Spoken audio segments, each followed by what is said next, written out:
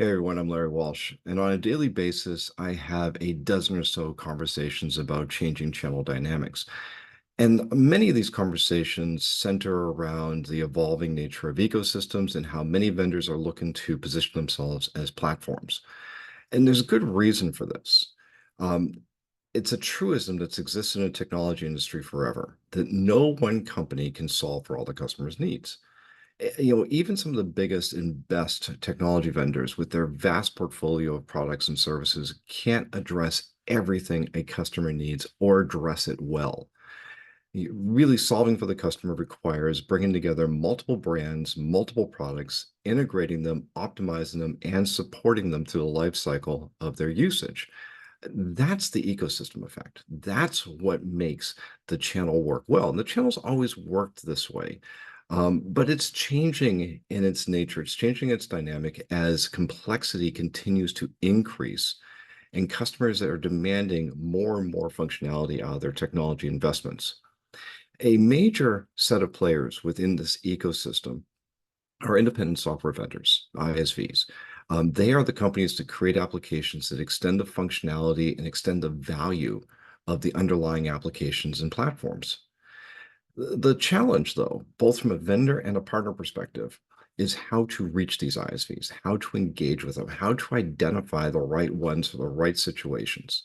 It's a tricky proposition, and it's not one that we've all mastered. Every month, Channelnomics holds what we call our community call. This is for members of our Channelnomics IQ community, as well as everybody else in the channel. And we put these calls on to help exchange information and ideas and discuss topics of importance to everybody. And in our most recent June call, we talked about this very issue, connecting the ecosystem dots with ISVs.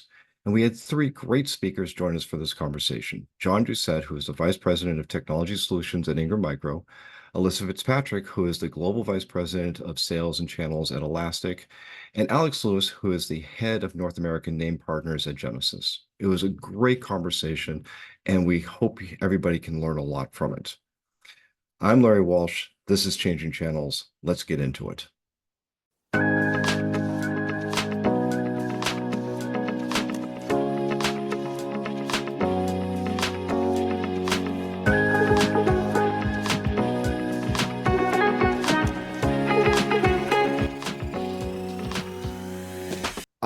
Look, Alyssa, I'm gonna start with you because Yeah. you and I have had this conversation a number of times over the years about ecosystems and pulling multiple parties together. In fact, Alyssa and I a couple of years ago started batting around an idea about how do we make everyone a seller. So, Alyssa, why don't you provide us from your perspective? What exactly, when we say ecosystem, what exactly are we talking about in the current context of go-to-market selling? Well, so when I think about ecosystem, my thinking continues to evolve. I've worked at a lot of big brands, and now I'm at a smaller sized company. And what the ecosystem means here is a little different than what it's meant to me before when I was at a Microsoft or an Intel or an Oracle.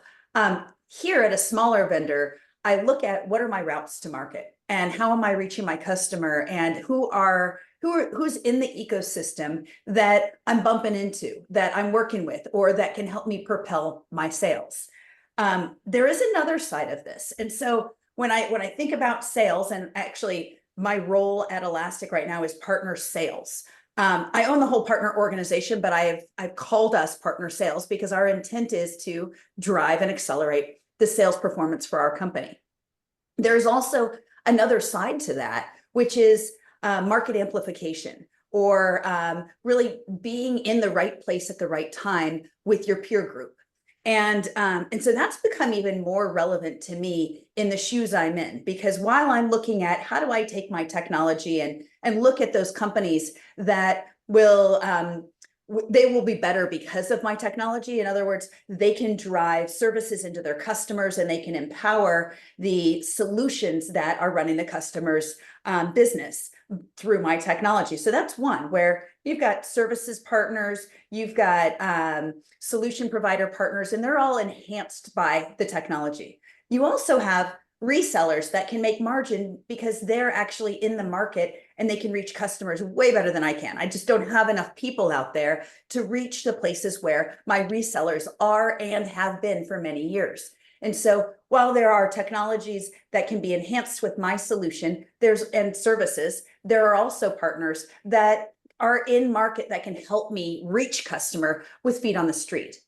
The third piece of it, the way I see it, is so we've got kind of the meeting the needs of the customer, getting into the market and being where the customer is.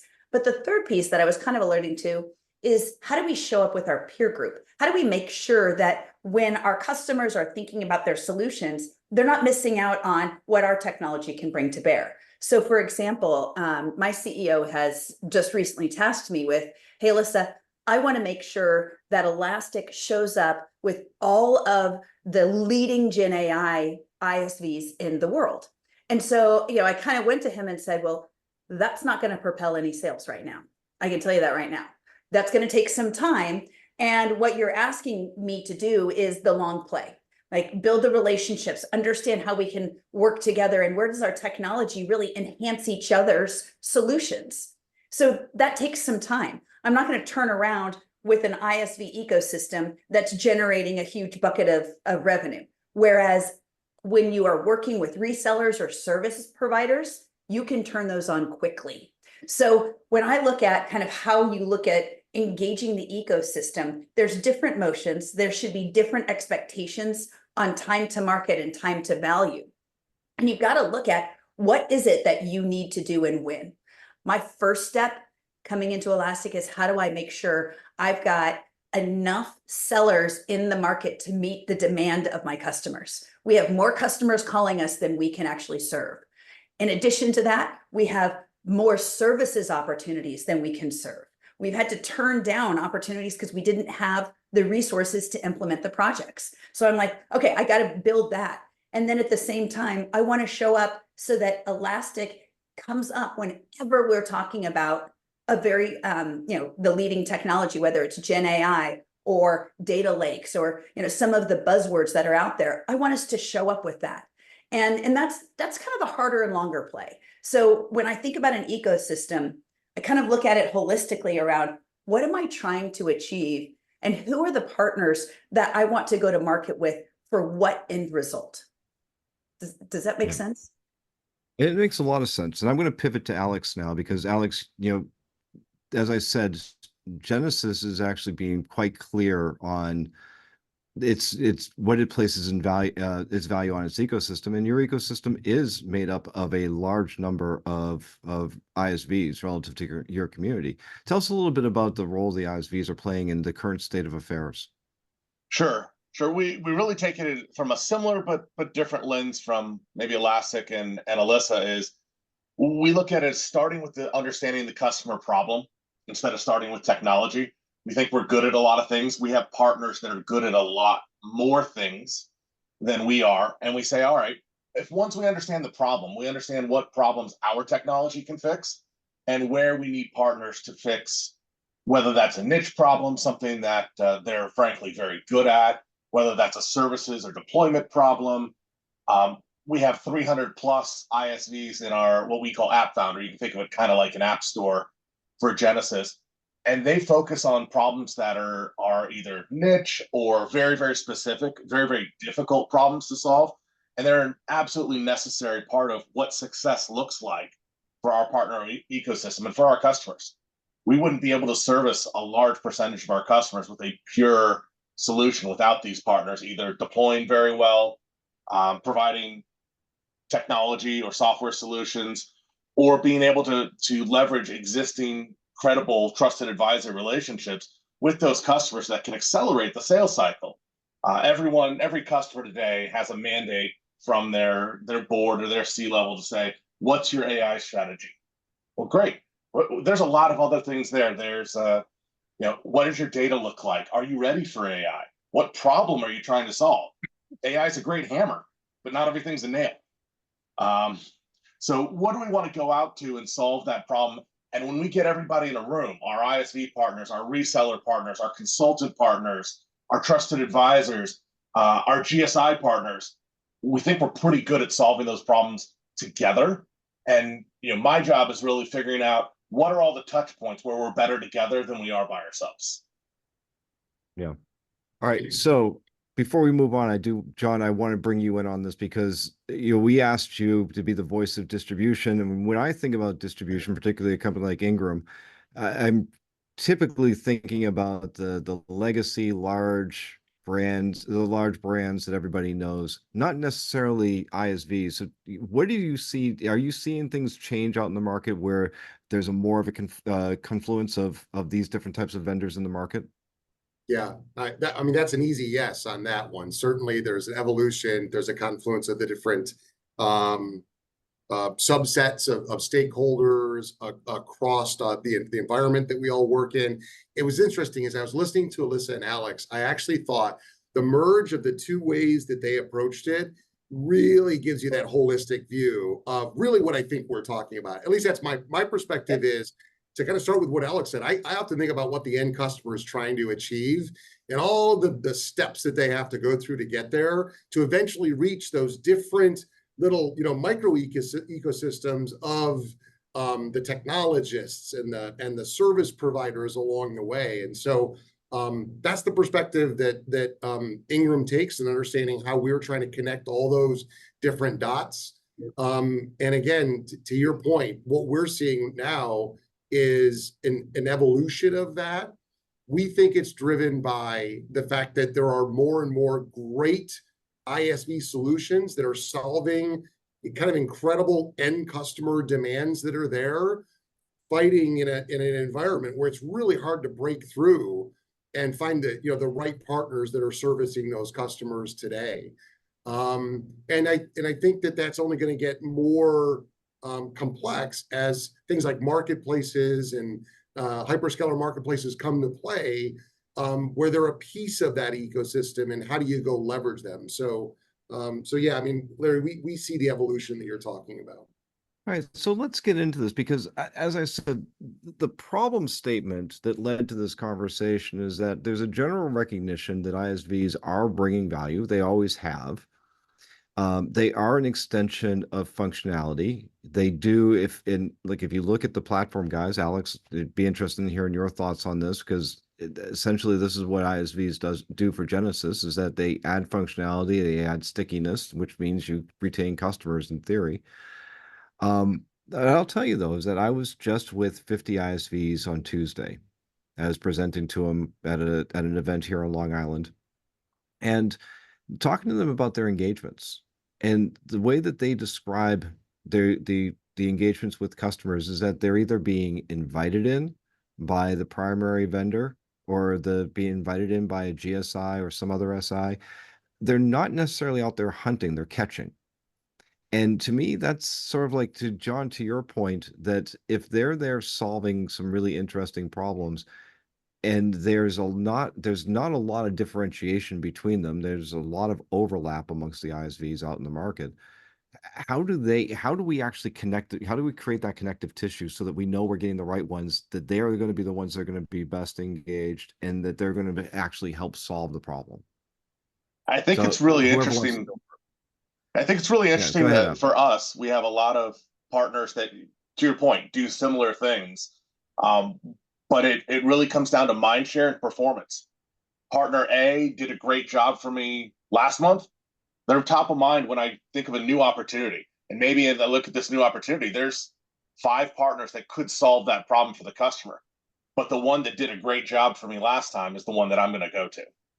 So it's really that there's a barrier to entry for either new partners or partners that are new to a given platform.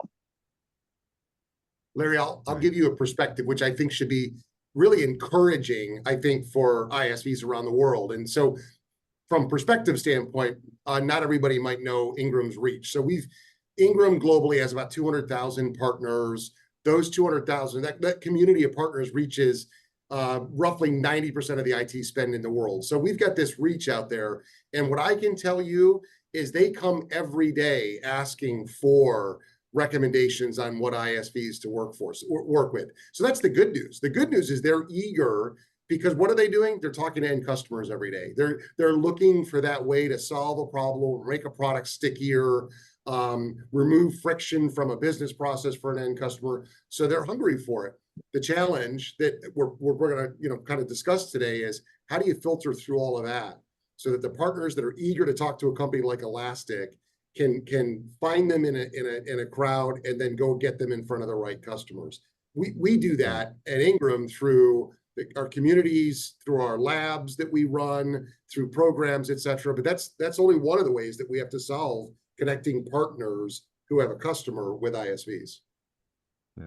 Alyssa, you dealt with this directly when you were at Microsoft, when the co-sell program, I remember you and I having a couple of conversations about this. How did what did you advise the ISVs in doing in terms of elevating their profile, or how did you go through that identification process? Well, the onus really does sit on the ISV, and it really does come down to how they are articulating what their business is, what their solutions solve, what their peer group looks like, what kinds of customers they already have. And so I always had to, we would have, hey, tell us what industries you're in and what markets you sell to. And they just click every single box. And so you're like, wait a second, you can't be everywhere and everything. So it makes it impossible for me to select you if you don't tell me where you're good. And so if you select everything, you will never, ever be chosen. You have to show where your superpower is. And and you have to be selective. You have to decide, you know what? I'm going to go forward and I'm going to say I'm an AI, search engine, and that is where I'm going. If you hear words like vector database, or you hear words like this or that, that's what's going to cue you in to where my technology has proficiency and expertise. And so it is our job as the ISV to differentiate. It's what we have to do. And we have to realize that as we are presented in marketplaces, in distribution vendors, by our resellers, it's not their job to know the difference. We have to provide them with that. And we have to give them that understanding. And the better we do that, and the better we differentiate ourselves, the more we will be selected. And so it really isn't up to, Ingram to go and say, here's all the different kinds of vendors and all the different options. It's our job to arm them with that. And so I think that when I was on the Microsoft side running the co-sell, I was constantly pushing my partners, tell us where you're good. Tell us what you've done. Give me success stories. Give me the proof of what you've done so I can put that up in Spotlight for the seller that needs it just in time. Because not all 12,000 of my Microsoft sellers back then needed to know that solution, because it's in one ear, out the other until it's relevant. And so you need to have it searchable. You need to be able to have a specific message so that when it's just in time that one seller is looking for that solution, they find you.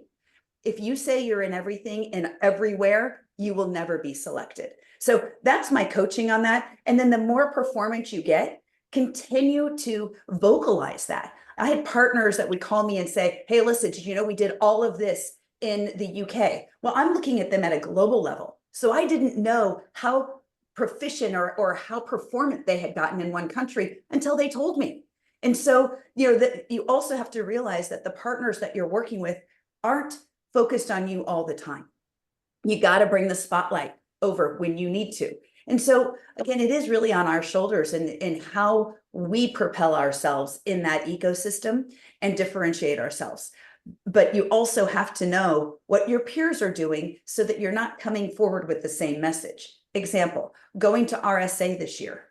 Our CEO was basically like, why would we not have the same message as everyone else? We need to be different so that everyone's not showing up with the same message at RSA where you go booth to booth to booth and it's all the same thing and everyone's like cheering for themselves, but everyone's doing the same thing. You've got to figure out what your competition's going to sell and make sure you're different.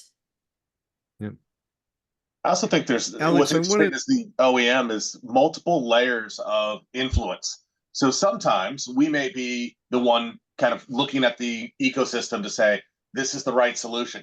Other times it might be a GSI like a Deloitte or an Accenture really influencing who's the right person there. Other times it might be a national SI like a C1, a T-Tech, Carousel, or any number of others.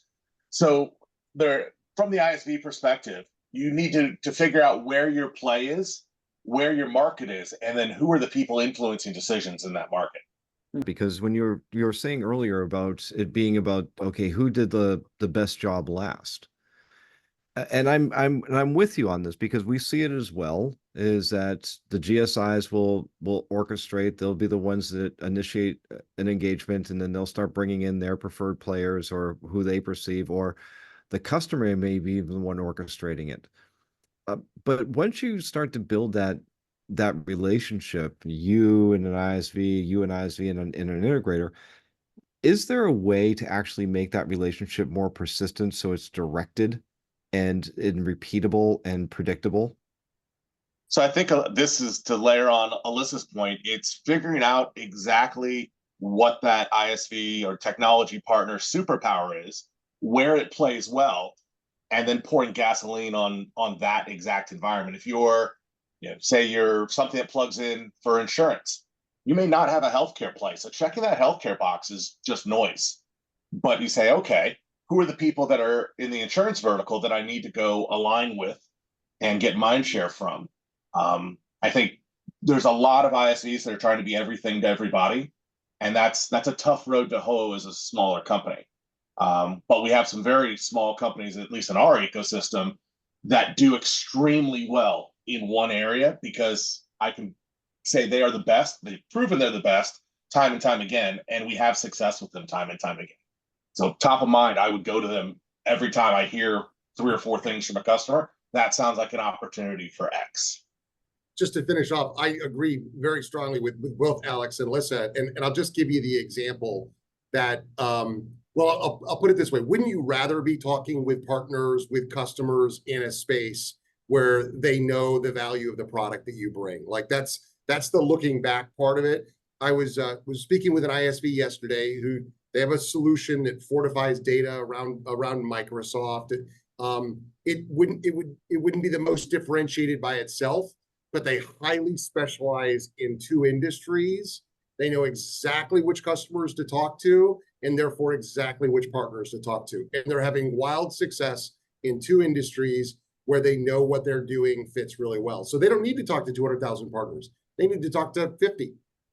One of the things that I hear from resellers, so resellers and integrators, is they know that they need to work with ISVs. They know that the ISVs can fill gaps within a vendor's, whether it's a SaaS application or an on-prem app or even infrastructure. But their challenge is knowing which ones to go to as well. So where do they go to? How do they select? How do they source? And John, you talked about validation and labs. Can you talk a little bit about how important validation is of an ISV to make sure that it is the type of business you want to work with?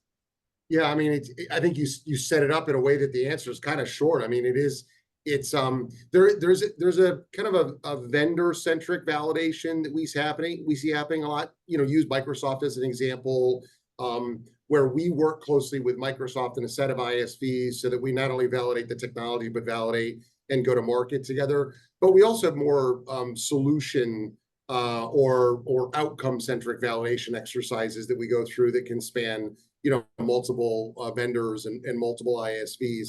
The most recent one that we launched was focused on an advanced solutions and integration lab around security. It's a commonly discussed topic, which is you're often stitching together multiple ISVs to solve a business issue. Partners can't absorb all of that, right? They can't easily absorb that. So our job is to help them be able to quickly come in and validate the technology, validate the fit to the business solution, have the associated business solution, and walk out with a distilled set of technologies that they can work with more closely. So, again, Larry, the answer is a simple yes. Like that, I think ISVs not only need to select the customer segments that they work in, but select ways that they can fit with others, fit with maybe the anchor vendor or the other technologies that make sense, because it'll allow them to be part of those conversations early on when partners are deciding what solutions to sell. If we have a solution we know works in a specific vertical or in a specific use case, great, let's get on the road. Let's get that message out to the customers to say, hey, some of your peers have used this solution. here's the results, here's the outcomes we were able to drive. We could drive similar outcomes for you together. And, that's a one-off, one ISV to one OEM, but that's repeatable across nearly every industry. Um, I want to come back to this entire idea of the burden is on the ISV. And it's a common and old joke in the channel that partners are terrible at marketing.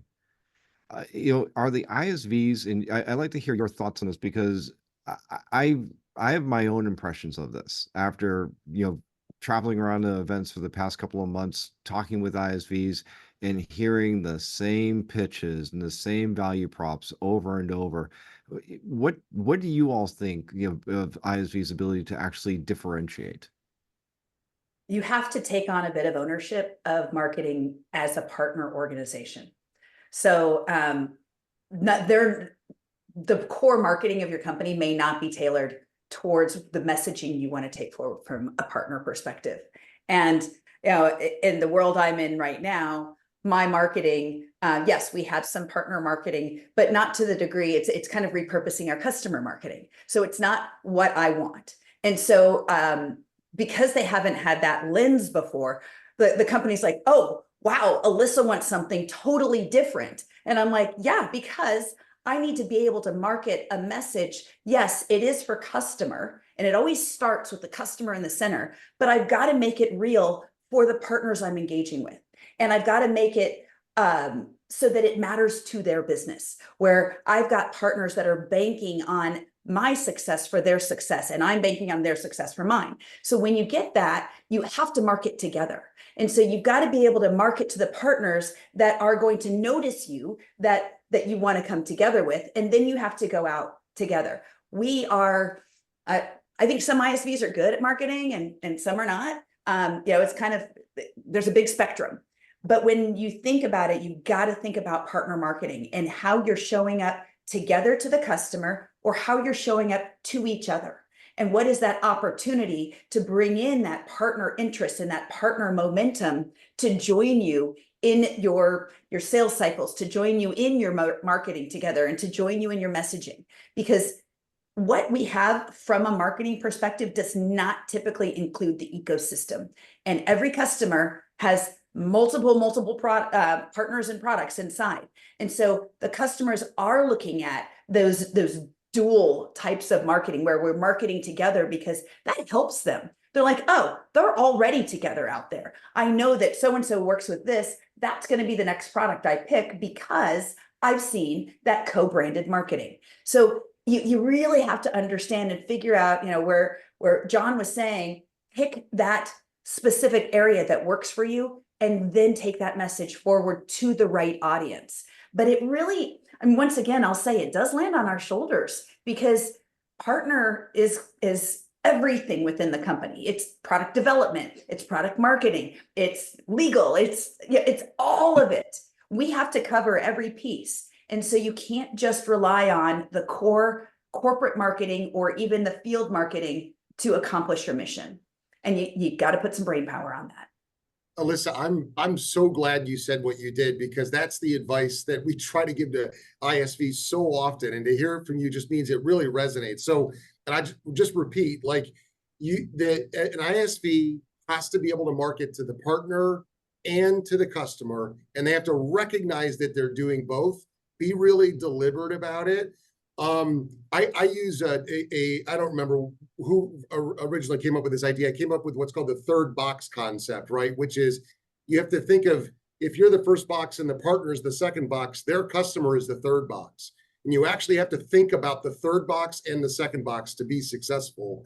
Now, we don't make it easy. The partner ecosystem doesn't on the ISVs, because we're just proliferating the number of second boxes that are out there, right? Am I marketing to an SI? Am I marketing to a reseller, an MSP, a cloud service provider? So we don't make it easy, but the way you said it is so good, because the ISV has to think about marketing to the partner and marketing to the end customer through the partner. One of the, we've been talking a lot about this, about, making these connections. what about incentives? Is there anything that you have to do to incent the, to actually give the ISV a motivation to modify their behavior? Or is that something, let's say you said that the onus is on the ISVs or a lot of this stuff? Is the expectation is that they should be self-motivating and their reward is that they get invited back to a second dance?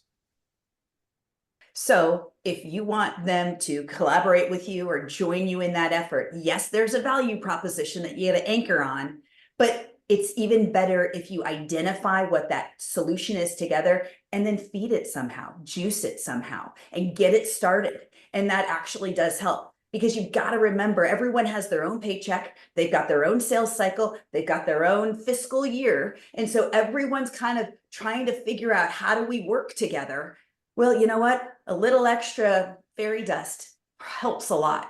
And it does also allow you to go, hey, that's what matters. That matters so much. We're putting some wood behind the arrow, instead of like, oh, look at all these great things we're going to do. Well, the minute you start to incentivize it, you know that's a company priority because you're putting money behind it. And so that also gives that clarity on, okay, that's what these guys want to go do together. So I do think incentivizing is great. I think it's a great, starter, because once the business starts to flow, then you realize that, this is good for everyone. And maybe you don't need the incentive year 2, year 3. But yeah, I think it really helps for prioritization, and it really helps for clarity around around what the company is trying to get done together. And I think you probably saw this at Microsoft as well, Alyssa. Is great. What, from an OEM perspective, what gaps are you really, really good at filling that me as the manufacturer don't do well or don't do at all? Maybe we've made a business decision to not do, but there's still a market for. Then an ISV partner would come and say, great, we are really good at that. Maybe it's part of the market that you've chosen to not play in, but we can bring you back into that. So when we look at an RFP and there's 300 things and maybe we only check 250 of them, we may look at 2 or 3 ISV solutions that help us check the rest of the boxes. Mm-hmm. And we'll go pull in from our ecosystem what we think the best partners are. That again comes through differentiation, showing up together, and performance. So I think it can go both ways. How do we show up together to solve problems for the customer as often as possible? Like, the three of you have a lot of experience in this. Let's give one practical piece of advice each to everybody here. What is it that's the one thing you should do tomorrow to get better engagement with your ISVs? Be very, very clear and intentional what problem you solve, and then tell me how many times you've solved it before. So with references, I would imagine. Yes. We saw for Widget Co., Company ABC, and Company DEF, we did X. Here was the result. Great. I will bring you into everything that looks like that. John? Good advice. Well, my first piece of advice would have been the same as what Alex said, consistent with what I said earlier, but there's an easy follow-on to that. And it's, and Alyssa hit on this a number of times. I think the advice I would give to ISVs is, don't expect the partner or the OEM to do all of the work for you. Not that everyone does, but know what your role is going to have to be, and be really clear about how you're going to play throughout the process. Because it's a mistake to think, if I just put it out there, they'll do all the selling. So my advice is be ready to be in the whole game as you go through it.